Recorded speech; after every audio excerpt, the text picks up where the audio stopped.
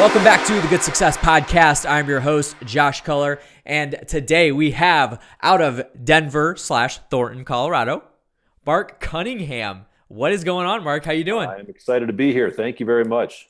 Man, that's awesome. He's got some Shekinah. If you guys are watching the actual video on Facebook right now, he's got a little bit of Shekinah glory coming in behind him. So I don't know if he planned that or not, but it just makes him look so angelic. This is the benefit of working from my home office. There you go. Home on Fridays, so that's the benefit right there. There you go. So you just get a nice bright sunshine coming through right behind you. Hey, it all works out. But Marc is, so a couple things about Marc. So he actually is the president of Grace Property Management and Real Estate. And this company has been in business since 1978. Way before I was born, Marc. I can tell. So I'm going to have him talk about that a little bit. And then, so they have over 700 properties in management. I'm sure that number has changed too. But Marc is actually the winner of the Think Realty Property Manager of the Year award. So congratulations on that. That's pretty awesome. So I believe that's where you met Tom Olson at the Think Realty event in Atlanta, where Tom won the Single Family Investor of the Year award. So again, Marc is the winner of the Property Manager of the Year. There's a lot of property managers out there. A lot of people could have won this award, but Marc got it, and so that's absolutely fantastic. Congratulations on that. Think Realty is very, very good friends of ours. And so that's fantastic. So again, that is how we met Marc. So I actually got on the phone with Marc. Marc's going to be checking out our mastermind here in February. Not able to make it to this one. That's sad, but totally understandable because it's coming up so fast. But hopefully we see him in February. So that would be great. But we're going to come back around to Marc, have him fully introduce himself. And then we got some awesome questions about, we're going to kind of keep this specifically on property management. So if you guys are, property managers, there's a lot that you can learn from Marc here. So make sure you guys stay tuned. So before we get into it, if you guys have not already, make sure you have subscribed to the Good Success Podcast. We're on Apple Podcasts, Spotify, Stitcher, Google Play, all the podcast platforms. Just go to the podcast platform, search Good Success, subscribe there. And then if you are able to, leave a review. I believe Apple Podcasts may be the only platform that you can leave a review. So make sure you guys do that, and we would appreciate it. We'd love to hear your thoughts on how the podcast is for you. And then, so we have the Active Turnkey book. We talk about this a lot, but written by Tom Olson himself, president of Good Success. I have it right here in my hands, and this is absolutely free. So you guys can get this book for free. All you have to do is go to atkbook.com to go check that out. It was a little bit of a longer URL. We used to have you go to goodsuccess.com/atkbook. We're like, let's just make it easier. atkbook.com is where you can pick this up for free. All you got to do is cover shipping costs, and we're going to get this out to you. Tom is going to pay for the book himself. It's an awesome book. I think this one might be signed by him. Emily, I don't have a signed one by him. I don't know where the stack is, but actually I think it's back there, but this one is assigned. We'll have to make a note to get this signed by Tom. So he's signing all these books that are going out, so make sure you guys take advantage of that. Talks about Active Turnkey, the best way to buy rentals. So make sure you take advantage of that. atkbook.com is where you can pick up yours. Just cover shipping costs, and we'll get that out to you. And then the Good Success Mastermind. Oh my goodness, the November event is coming up next week. November 8, 9, and 10 is the next event. We're pretty much shutting down signups right now unless somebody is local to the actual Florida, Miami area. You might be able to join up on that. But our next event is February 6, 7, and 8. And that's what it is right now. I say right now because we are on the cusp. We are on a bubble right now of going to a full week for the mastermind and splitting the group into two. So right now it's February 6, 7, and 8. If you are interested, you can go to goodsuccess.com/mastermind to learn more about us. We have you fill out an application, go through that process, and then you get on the phone with myself or Tom Olson, president of Good Success, and we'll see if that's a good fit for you and a good fit for us. And then you guys can come try it out. So again, that's goodsuccess.com/mastermind. We have those events quarterly, so make sure you check that out. And then early bird pricing for the Community Go Giver event is going on right now. Save a couple $100. Go to communitygogiver.com. All these are going to be linked below, and we are actually working on show notes right now. Emily's monitoring the camera, and she's doing a fantastic job on it. So show notes are coming out pretty soon. You guys be on the lookout for that. A lot of good resources to actually pull from that. It's going to look awesome. She's already done a couple of mock-ups, so I'm excited about it because now I can just say, go to the show notes. That's so much easier than saying type this into your browser. But anyway, CommunityGoGiver.com is where you can save a couple $100 for the Community Go Giver event. Make sure you take advantage of that. And that is it. So without further ado, Marc, I am going to stop talking here. I always have to go through a whole spiel, talk about our stuff and all that, but we're going to get into this show today. I have some awesome questions for you, some things that we're going to dive really deep into property management and just pick your brain about all this stuff, the Think Realty Property Manager of the Year. So without further ado, Mark, do me a favor, for the people that don't know who you are, introduction of who you are, what you do, how long you've been doing it. Give us a little bit of background about Grace Property Management and introduction. Sounds wonderful. Well, thank you again for having me. In 1978, it's actually 40 years ago this last month. If we could get in the time machine and go back, step out, we'd find that interest rates to buy a house were about 16%. Mm-hmm. Jimmy Carter's in year number 2 of his presidency. The Bee Gees have the number 1 hit song on the radio. So, and at that same time, wait, what song was that? I was afraid you were going to ask me that. I'm too young. I don't know. I'm too young. Oh, you're too young. Okay. I just know they did. All right. You look that up. Okay. So at that same point in time, my dad, who had been a school teacher, decided that dealing with junior high kids was a great segue into selling real estate, dealing with buyers and sellers. And so he opened up Grace Property Management Real Estate, small little property management company in Denver at that point in time. So I was employee number 1 because I was free child labor. So my dad had me doing everything a kid probably should not do in the business and the real estate world, but he'd have me showing properties and collecting rents and painting doors and mowing lawns and anything that needed to be done. So I really grew up in that world, in that space, and worked for my dad's during the summers as I got older and just doing whatever needed to be done around the office. And it was fun because it gave me a unique view into real estate, into property management, and into running a business, really. So I went to Colorado State University, studied finance and real estate, and I graduated from there. I was working up in the beautiful area of Cheyenne, Wyoming. Awesome. Ever been to Cheyenne, Wyoming? Oh, yeah. It's not the end of the world, but it's like across the street. Yeah. And so my dad called me one day and said, hey, I need to hire a property manager, real estate agent, job's yours if you want it. So I jumped at that opportunity. That was about 20 years ago. So we've grown slow and steady since then. So today we've got a team of about 800 folks. We do property management. We do real estate sales. We buy ourselves. So I'm an investor myself. We buy and hold, we flip, we do residential, we do commercial. With our team of 20, we manage 850 roughly doors. Our mantra is to follow the opportunity. So that's kind of what we do on a daily basis within our business that from that standpoint. So my dad's still somewhat active in the business, does some of our commercial leasing and property management, and he's our CEO. So that's what I do on a day-to-day basis, is kind of help out within that framework. I'm the president of the company there, but then that's kind of turned into some other opportunities. So I'm an investor myself as well. As I mentioned, I own some real estate, and then I do quite a bit of traveling and speaking to real estate property management groups, talking to real estate investors about things to look for to buy, how to do property management, and then that's kind of turned into then training property managers on how to have a successful property management business. So we're just always trying to keep our head open to new ideas, and it takes us in a lot of fun directions. Man, you are a very busy person. I think that's safe to say. So you started in real estate from a very young age. Like that was like your bread and butter from. I'm 45, and people say, "How many years have you been in real estate?" I say 45 years. Yeah, absolutely. That's incredible. So, question about the property management company. So obviously you guys have a lot going on. Where does Grace stretch to? Like, what markets are you guys in? Is it specifically just Colorado, or is it other multiple states, or can you? We're just in Colorado. Okay. We're just in Colorado. Our office is in the Denver area. Okay. So we manage and do real estate just in the Colorado market. We go, if you know Colorado at all, we kind of go as north as Fort Collins area, and as south is Colorado Springs area. So we've got a pretty big footprint within the Denver area, but no, we've not expanded beyond the Colorado market.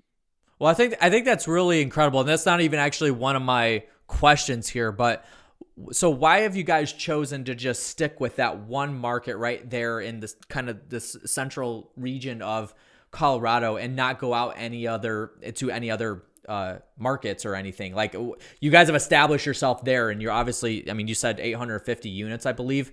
That's incredible. So why'd you guys choose to just stay niched in that one market right there and not go outside any other? So the reason we've really decided to stay in the Colorado market is simply because every state is so different and unique as it relates to regulations, rules to be followed for property management, because every state is regulated by a real estate commission, and every state's a little bit different.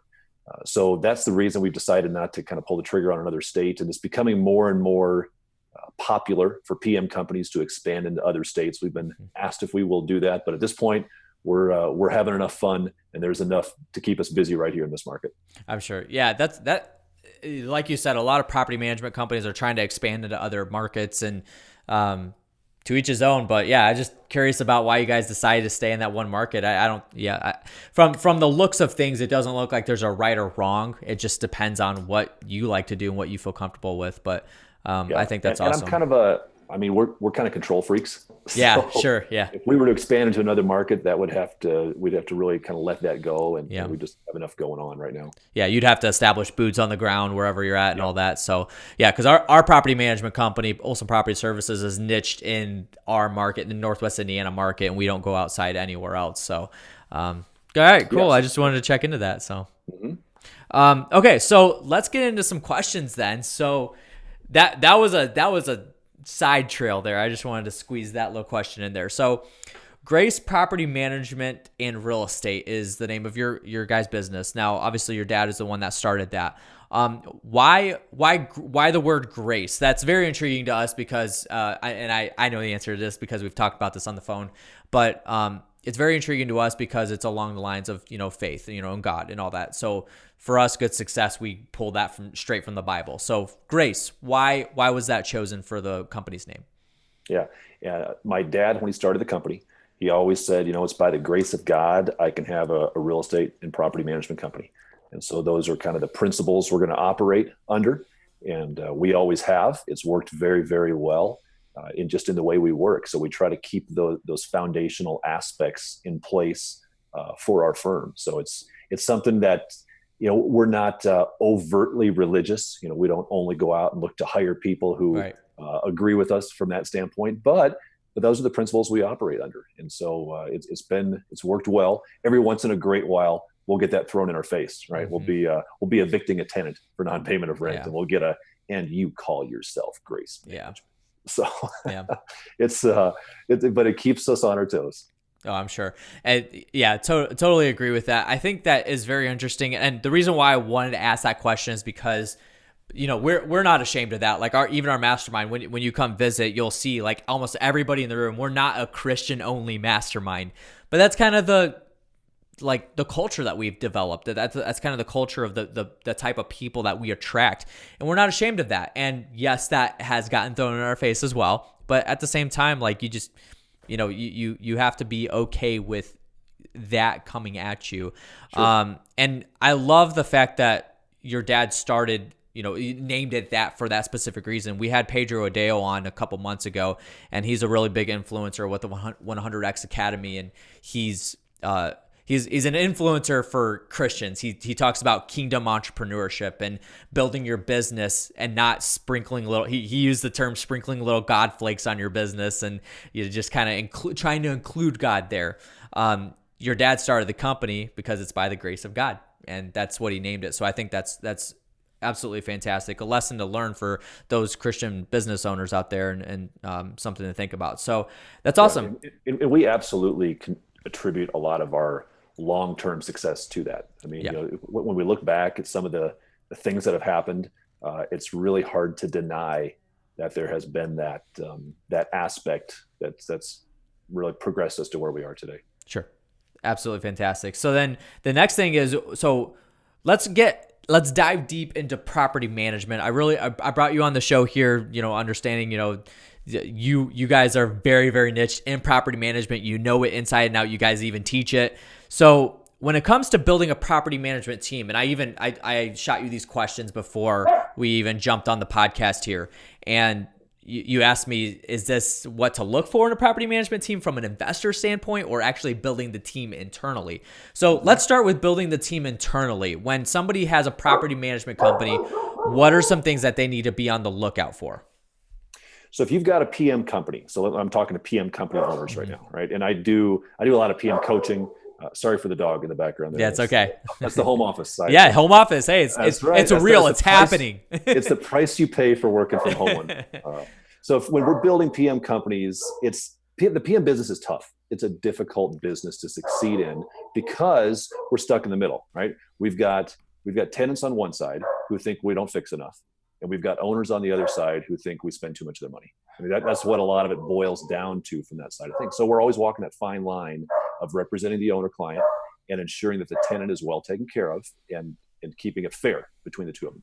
So when we build a property management company, that's a frustration for a lot of PMs is, man, I feel trapped. I feel stuck. Like how do I navigate those two sides and still make a profit? Because it's not a profitable business from looking from the outside in. Owner investors will say, man, you guys charge a lot. Well, do we? When you think about what you're paying a PM company to do and the liability and the risk they're taking, there's a lot to it. There's a lot to know. You got to know the rules. You got to know the laws. You got to keep the tenants happy. You got to do the accounting side of things. You got to ensure that you're within fair housing guidelines kind of thing. So really, I think it comes down to having strong systems in place. You've got to have a systematized process or else you'll drive yourself crazy. If you're treating every tenant differently, you're going to drive yourself crazy. If you've got different leases in place, you'll go nuts. So you've got to have a very strong system in place. Think of the McDonald's idea of you've got a handful of things you can choose from on their menu, and they can pull a kid off the street and they can teach him how to make a hamburger the same way every time for every person whatever McDonald's they're at. Now, it may not be the best hamburger, but it's the same. It's the same. It's a consistent product. So that idea of building a PM company, you've got to build consistency into it, I think is a process standpoint.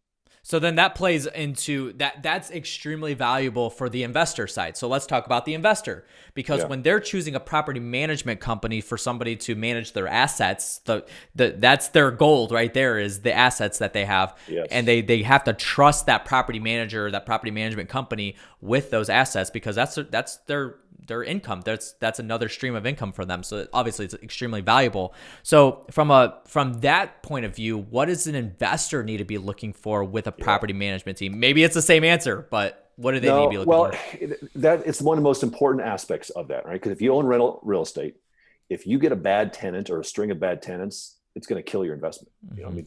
The income, it comes from the tenant. The tenant is the asset. The tenant's the one paying the rent. So finding good tenants, taking care of good tenants, ensuring the property is maintained, whether you're doing it yourself as an investor or hiring a property management company, I think is like the paramount aspect type of a thing. So I think the first question an investor has to ask is, do I want to self-manage? And for some investors, yes, some investors will call us up and we'll have a conversation. We'll say, you know what? You shouldn't hire us. You need to manage this thing yourself. You want to be very, very involved, which is fine. And you don't need us. You can do this yourself. But I think the questions we always ask of investors, there are three things. Number one, do you have the time to manage it yourself? Because you have to be able to devote the time to the tenant, right? If it's vacant and a tenant calls and wants to see it today at 2:00, you better be able to be there today at 2:00 to show it. So you've got to have the time. Number two, you've got to have the temperament. And this is a big one because for most investors, take the typical investor, nice person, nice guy, nice gal. They want to be kind. They want to be kind to their tenant, which then turns into calls that we get all the time. Hey, I've been self-managing my own property and they haven't paid me rent in the last 3 months. And I'm at my wit's end. I don't know what to do. Now I want to hire you guys to come in and be the bad guy. And we can do that, but they shouldn't have let it have gotten to that point. Right? You've got to have the temperament to treat it like a business, because it's a business. So if you don't have that temperament, then you may not be a good candidate to self-manage. And then the third piece of that is you've got to have the knowledge or the education.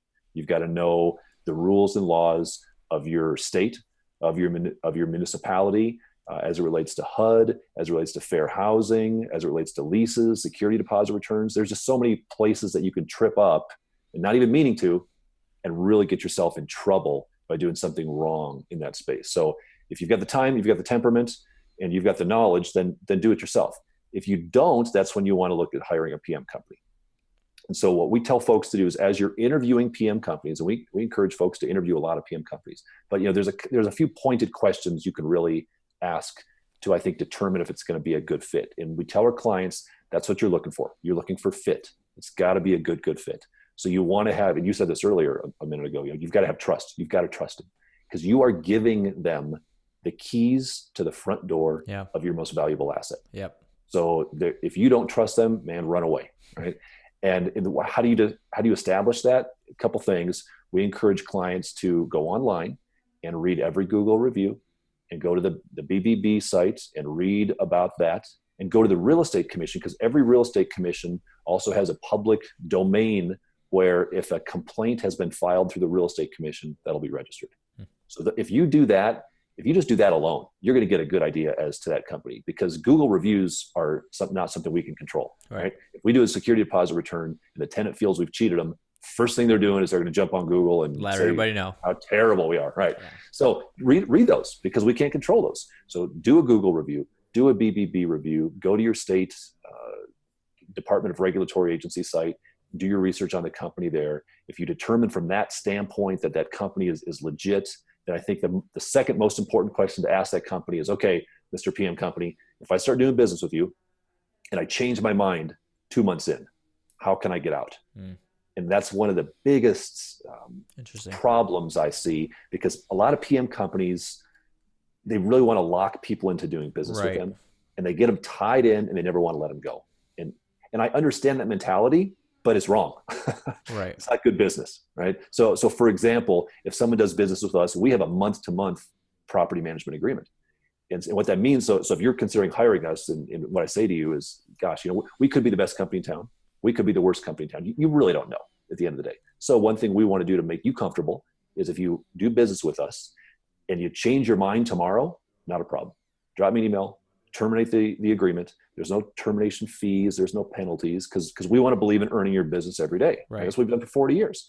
So whatever company you're talking to, if they're not willing to say that, that's a big red flag to me. If they're going to say, well, it's a 12-month agreement, and if you leave at all early, we're going to have this big termination fee, we're going to have a big penalty, that just tells me they don't trust themselves to provide a high level of service. So I think that's the other important question to ask is, if I want out, what do I have to do to get out, and what's it going to cost me? So for a property management company, do you see that being like a standard procedure, is for them to lock them in for a year? Yes, absolutely. At least a year. Yeah. And you're saying don't do that, because you got to trust your own business. Right. I speak to property managers, right? And so I'll go into a room of 100 PMs, and I'll say, question, guys. I'm talking to property managers now, right? I'll say, what is the ideal length of term of the management agreement you want to have in place between you as the PM company and your owner client? Just like holler it out. What are some terms? And people will be like, at least a year. I had one guy, he's like, 50 years. The longer the better. We want to lock them in, get them in. And so then I kind of say, I get that, but let me tell you why I don't think you want that. Let me tell you why our agreement's month to month. And then they all look at me like I'm an idiot, because they say, well, but it's worked for you. It's worked. And then they'll say, well, the risk is someone will hire you, you do all the hard work, and then they fire you. I say, yeah, that's a risk, but it doesn't happen. Right? And people aren't going to typically do that. But as an owner, ask that question. So for you as a property manager, do you vet your investors as well to see if they're that person that's going to take advantage of what you just mentioned?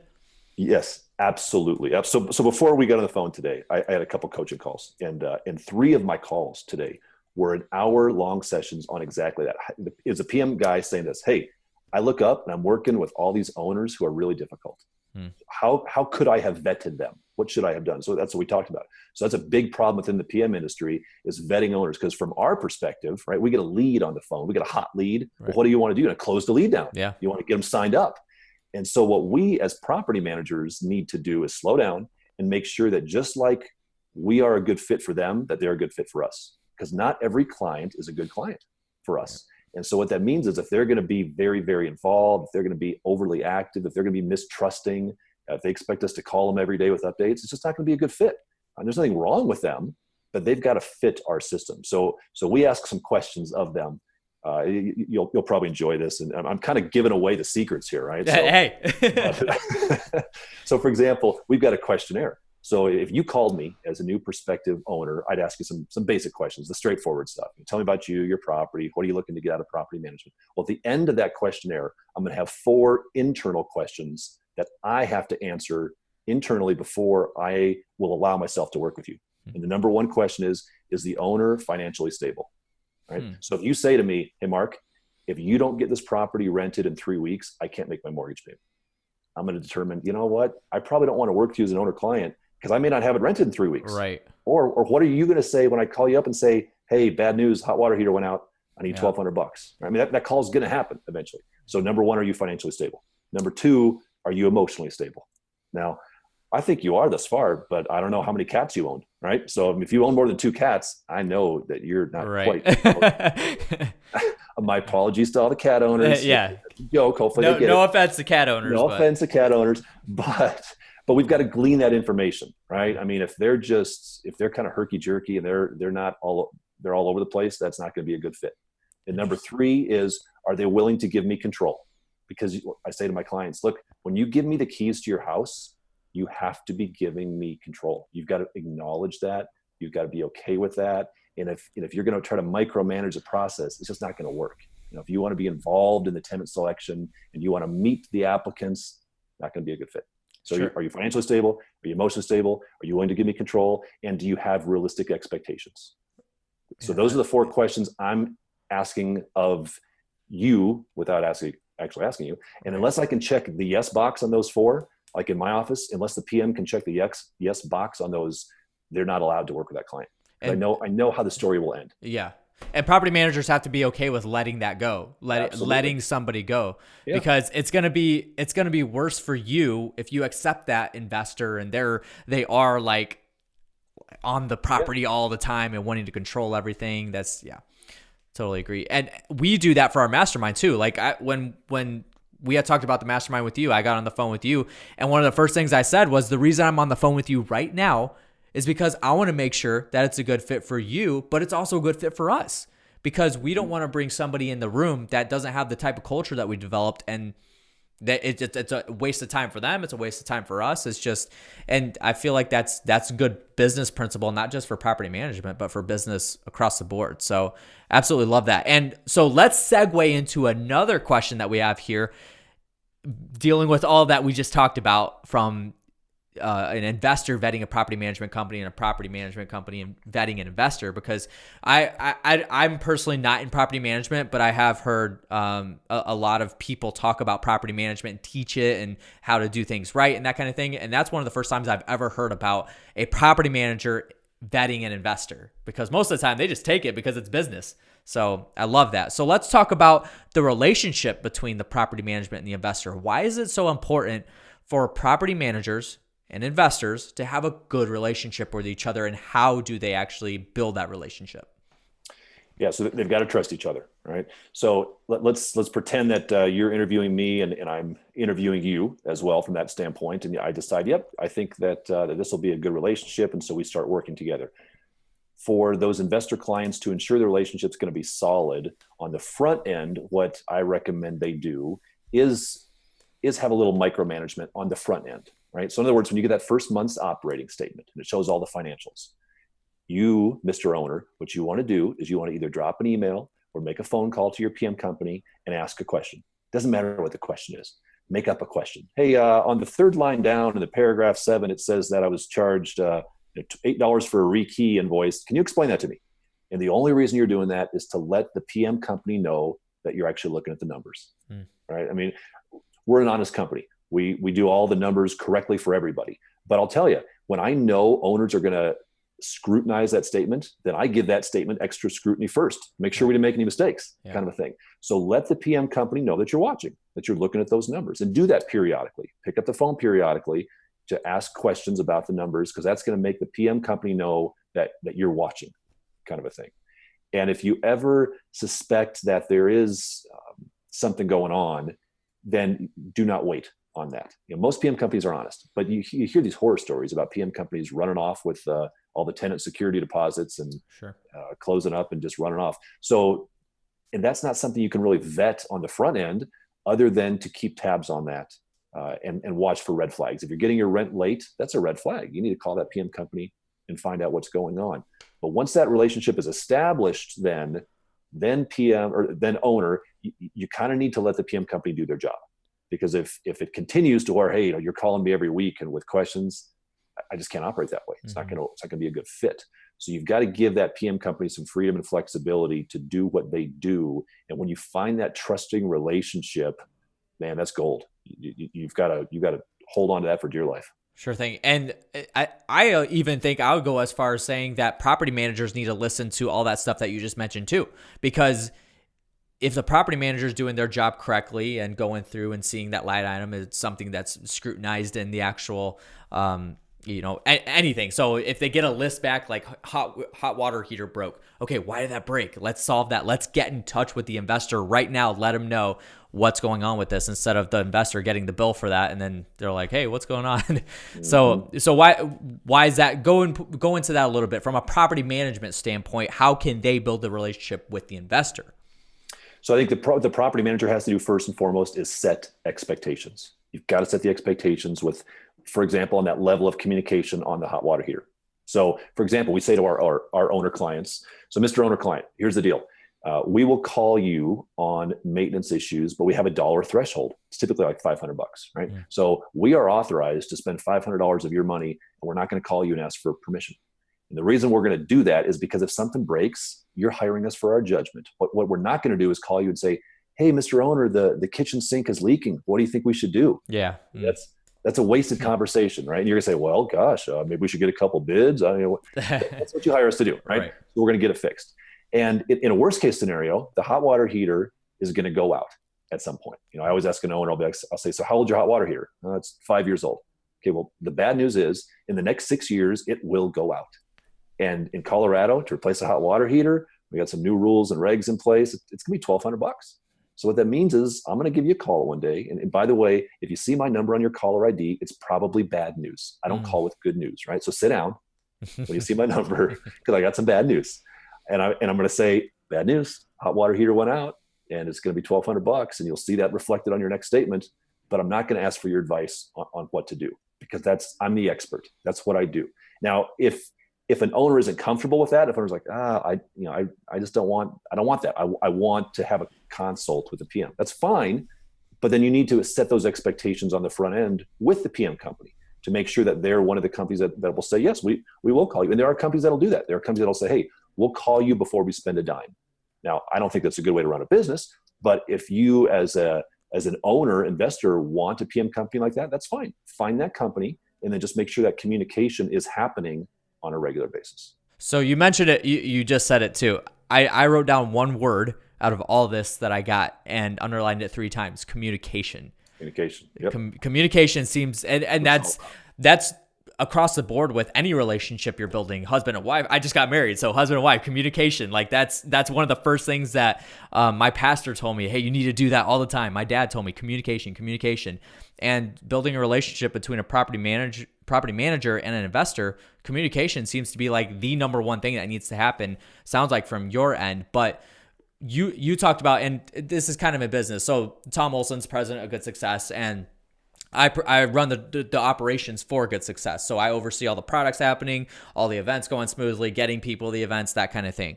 So there are things that Tom says, hey, Josh, if this happens, you take care of it and then tell me about it.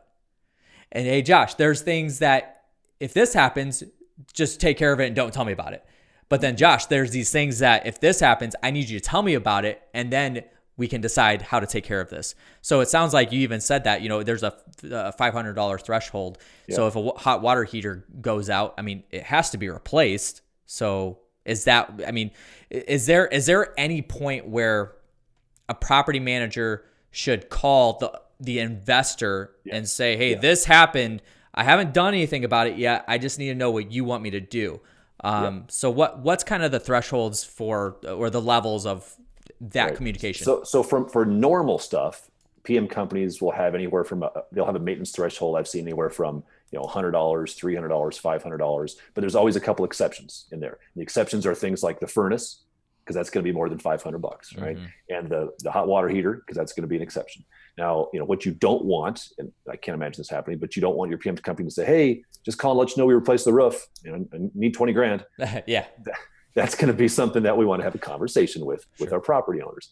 And so when I'm having a conversation with a prospective owner and they're really kind of concerned about that, and gosh, Mark, I'm just not comfortable with that. You're telling me, I've had owners say, Mark, I'm giving you a lot of authority. And I say, yes, you are, because you're giving me your keys and you're giving me your tenant. Mm-hmm. I have to have that authority to make this work. If I don't have that authority, it's not going to work. Now, if you're not comfortable with that, Mr. Owner, don't work with the PM company. If you're not comfortable, don't step into that relationship of giving them that authority. But if you are if you are comfortable, then you've got to step back and let them do what they hopefully do well. Gotcha. Okay, so let's kind of transition. We got to move along. There's so much that we could talk about with property management, and you're a wealth of knowledge when it comes to it. So we got to move this along a little bit. But let's get into switching tracks. You're getting into gaps in property management. So things specifically from the property manager side. So maybe we are talking to the investors, but this isn't for the investor. For property managers, what are some things that you have come across in your your 45 years of business in property management that you have noticed in property managers, some gaps that are missing? So maybe it's something they should be doing, maybe it's something they shouldn't be doing, or whatever. So from your point of view, what are some of the biggest gaps that are missing in property management today? So it's funny, I've been asked that question in different aspects a lot lately, just because we're 40 years, right? So I hear the question, what makes you guys last for 40 years? How did you run a successful 40-year business? And I think it really comes down to ensuring that you don't have gaps in 3 different areas of your business. And area number 1 is your why, WHY. Like what's your purpose? Why do you want to be doing this? Why do you get out of bed every morning? What is it that motivates you to do whatever it is you're doing? And a lot of companies, they forget that why, or it's a very low level why, right? I want to make money. Well, that's fine now, but in 5, that will not keep you going for 40 years. Yep. 40 years, if I just want to make money, we'd have quit a long time ago. We'd have sold out a long time ago, right? So for us, our why, for example, our purpose statement is, my apologies. Loud dog. Yes, it is. Improving the lives of real estate investors and residents through property management solutions. Improving the lives of real estate. And that's not something we just throw up on a sidewall and refer to once a year. Like that, we talk about it all the time. Guys, this is the business we're in. We're in the improving lives business. Now, it just so happens we do it through real estate. Well, that's the business we're in. So when we do something as mundane as get that hot water fixed, that the tenant didn't have hot water, they call us and we send a repairman out and get that fixed. Like that's a little tiny thing that improved that guy's life for the day. Because I've got 4 kids, no hot water with my 4 kids is a big deal, right? So we want to do little things like that. And so we preach that to our team as well, guys. When we do something as simple as a lease renewal, right? So we negotiate a lease comes up for renewal, and we negotiate with the owner and the tenant, and that lease renewal lets the family stay in the same home for another year. And the kid in that family doesn't have to move to a new home in a new school and make new friends. Like if that doesn't send a chill down your spine, man, there's something wrong with you, right? But that's things that people don't think about though. And because they don't think about the why. They don't think about the why. Yeah. So that's one of those gaps, I think, that you want to make sure in whatever business you're in, you've got your why. Because when you get burned out, when you get tired, when you get frustrated, you got to come back to your why. Right. You got to come back to that. So that's number 1. I think the second thing that you need, or the second hole that can be there, is systems. Systems or process. What is going to be the system for property management? What's going to be the system for making the drinks at Starbucks or making the hamburgers at McDonald's? Whatever business you're in, you've got to have a replicatable process and system to keep inconsistency away. We want consistency because we can't manage 800 plus homes if we're inconsistent in our process. So that's number 2, is you've got to have a consistent process in place. That's a lot of the preaching I do to PM companies, is how to create systems around that idea, right? And then the third thing you need is people, the right people. We bought a competitor out a few years ago, and we're sitting down at the closing table. So we're taking over her company, and we're signing papers. And she looks across the table to me and she says, I never would have sold this business if I just could have hired and found better people. I thought, wow, that's a powerful statement. That's the reason she sold. She sold her business because she couldn't find anybody good to work for her. So you've got to have good people in place to continue to grow, to continue to scale. And I think with those 3 things, you've got your why, you've got your systems, and you've got your people. And if you think of like 3 concentric circles, right, where you think of the diagram where you've got 3 circles and they're kind of overlapping a little bit, what you're looking for in a business world is where those 3 things come together, because it can't be 2 of the 3. If you've only got why, you've only got good people, but you don't have systems, it's only a matter of time before you'll be so frustrated because you can't make the process work that you'll quit. Or if you've only got processes and you've only got good people, eventually they'll get burned out because they don't have that why, and they'll walk away. So it can't be 2 out of the 3. It's got to be all 3. And when those 3 things come together in the concentric part of those 3 circles, that's what I think is going to make a successful business over time. So my follow-up question to that was going to be, what are some time-tested principles since 1978 of property management that never change? And that sounds like those are 3 of them right there. Those are 3 of them right there. Yeah, I think that I would just focus on the systems. Right? I mean, ensuring that there are systems in place for your business to continue on day after day after day with that, and getting those right people in place. Even the best system, like you have the best system in the world, but if you put the wrong person in there, the system won't help them. Sure. The best system will not fix the wrong person. So you've got to treat those 3 things differently. Very interesting. So we talk about the why a lot, like that is very heavily talked in there. So I'm glad you addressed that. And yeah, that's awesome. So those are the 3 things, time-tested principles. And I think that can go with any business, not just property management. Yes.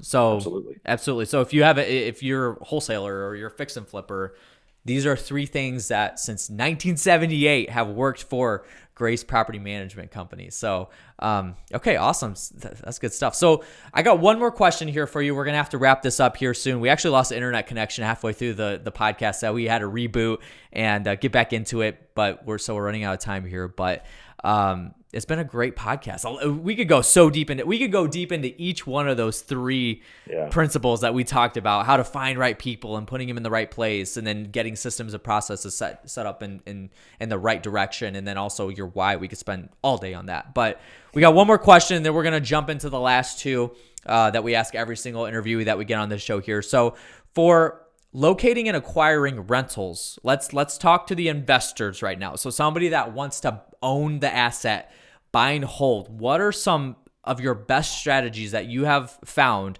for locating and acquiring good rental properties? So the best strategy that I know of, that I just don't hear anybody talking about, is calling a company like us, calling a PM company and saying, hey, I'm a real estate investor. I'm looking to buy some rental properties. Do you guys have anything in your portfolio coming for sale? Because if they do that, I can just about promise that PM company will find a deal for them. Sure. Because put yourself in my place for a minute, right? I'm a PM guy, and let's pretend one of my owner clients calls me and says, hey, Mark, appreciate working with you, but we've decided to sell the house. Now they may use us to sell the property, or they may not. They may use another outside agent. But what I want, selfishly, is I want to retain the management of that property. Sure. Right? Yeah. I hate to lose a good property. Yeah. So if you called me today and you said, Mark, we're looking at trying to buy a rental property. Do you have any ideas? I'd be like, yeah, you bet I can find you one, because I'm going to go to that group of owners who told me they've been thinking about selling. And I'm going to say, hey, Mr. Owner, Miss Owner, I think I got a buyer for you. And now hopefully I can kind of keep the deal in-house, so to speak, and I can hopefully keep the management. So I'm going to work real hard to make that transaction work, because I want to keep the management of the property. So if you, as an investor, if you want to buy some properties, call every PM company in town. Tell them you're looking to buy a property, because they're probably going to give you one that's already occupied. Yep. Already got a tenant in place. There's no turnover, and you've already maybe got PM services in place.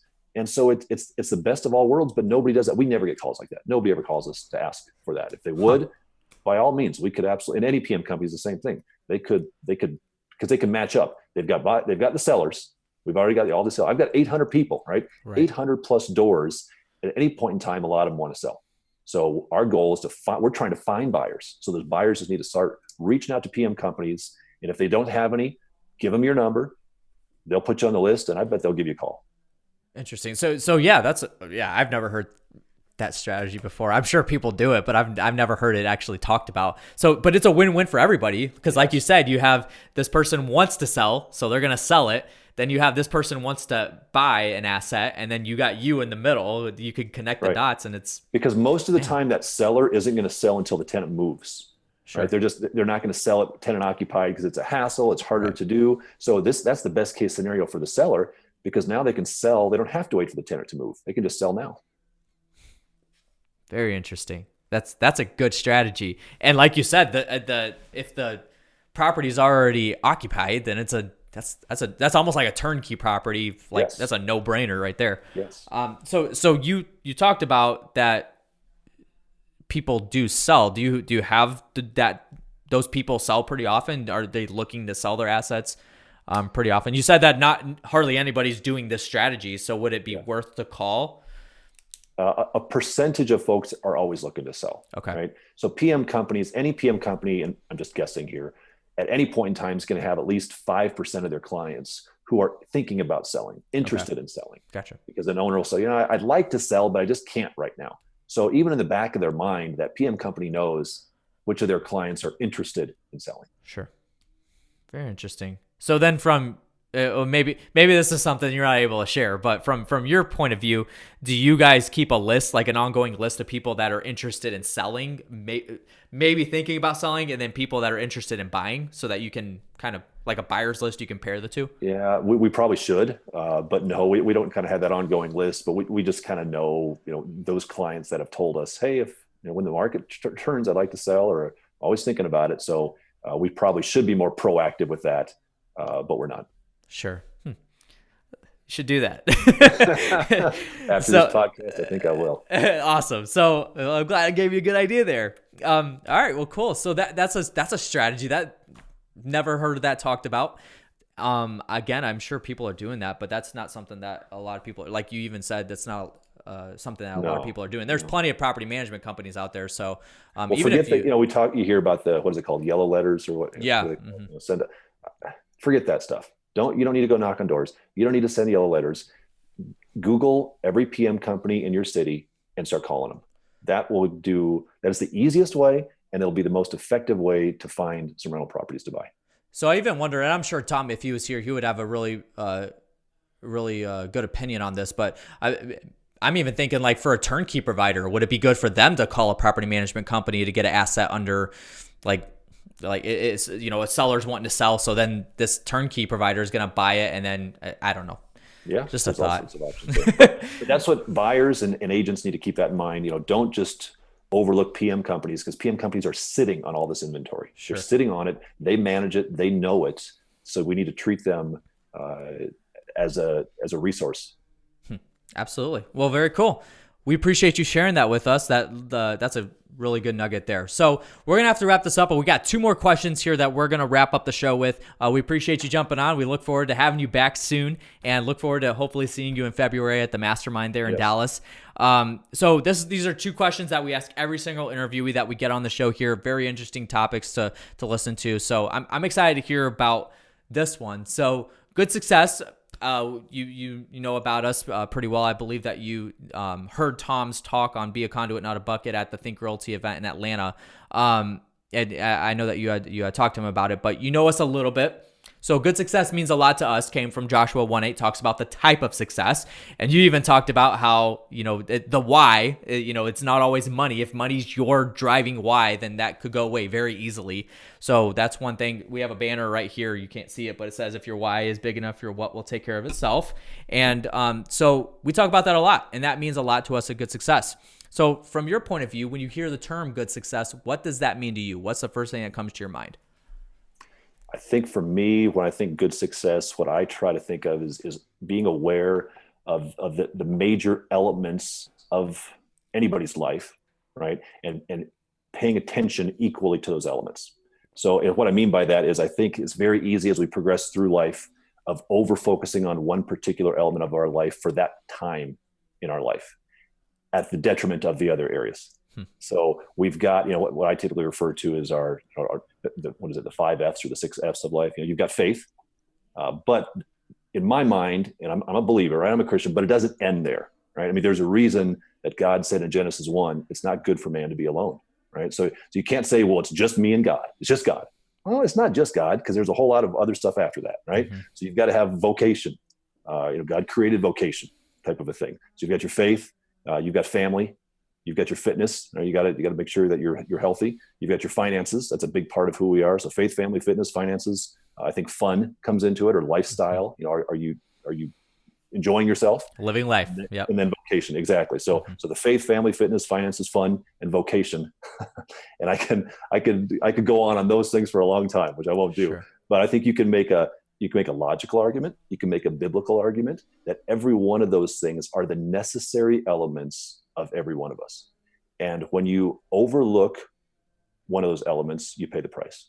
Or if you overfocus on one of those elements, you pay the price, right? We can all get that with finances, right? If anybody overfocuses on money, it becomes all about the money, we all know how that story is going to end. Mm-hmm. But if you ignore finances, the story is going to end just as poorly for that aspect, that individual. So I think the challenge for me is to make sure that I'm continually focusing on all those things, because it's so easy to get sucked into one.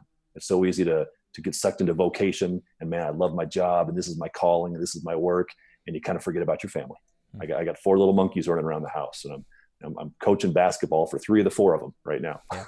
That's fun. I got to keep doing that because it's easy to get focused on different things. So good success for me means staying properly focused on each of those areas of me. That's awesome. I love that. I've actually never heard that before. I don't know, Emily, you're shaking your head no too. So I love that. Good success. Love it. So then you got to leave our audience with one thing, whether that's a quote, a thought, piece of advice, maybe it's a book you've read. One thing you got to leave the audience with, what would that be? So when I talk to folks, I usually end with this. I say, and it's true, I read a Harvard business study a few years ago, and the topic of the study was, what are the top characteristics of high achievers? And let's study all the high achievers and what things do they do that the rest of us don't do.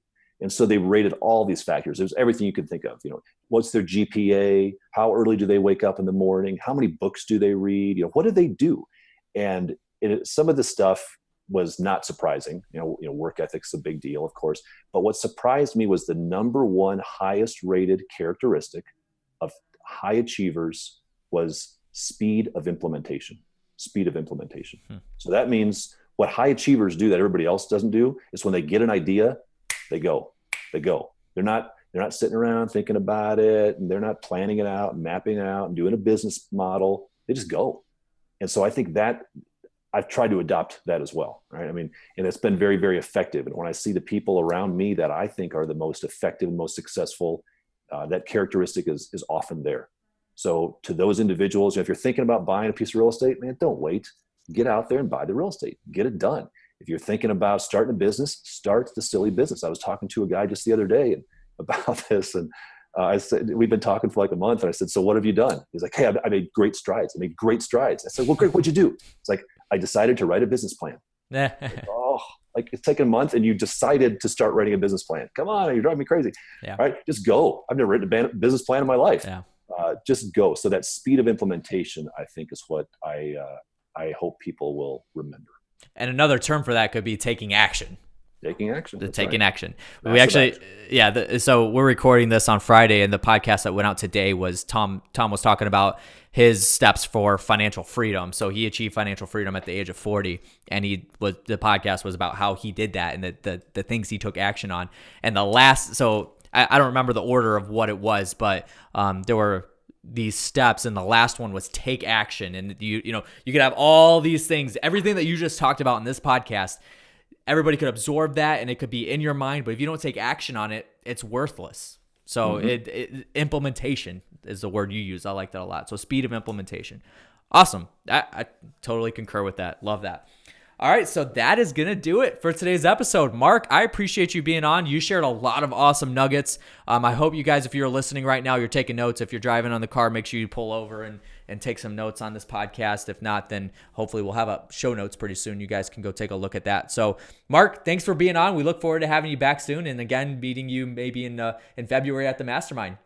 Thank you. Appreciate the opportunity. All right, so that is going to do it for today's episode. We appreciate you guys jumping on and listening. If you haven't already, actually, you know what, Mark? I'm going to pause right there. If somebody wanted to get in contact with you, what would be the best way to do that? And then also talk about your, I know you said you do teaching for property management. How can somebody find out more about that? Yeah, so our property management company, where we provide property management services, the best way to contact us is our website, which is rentgrace.com. That's the best way to reach us that way.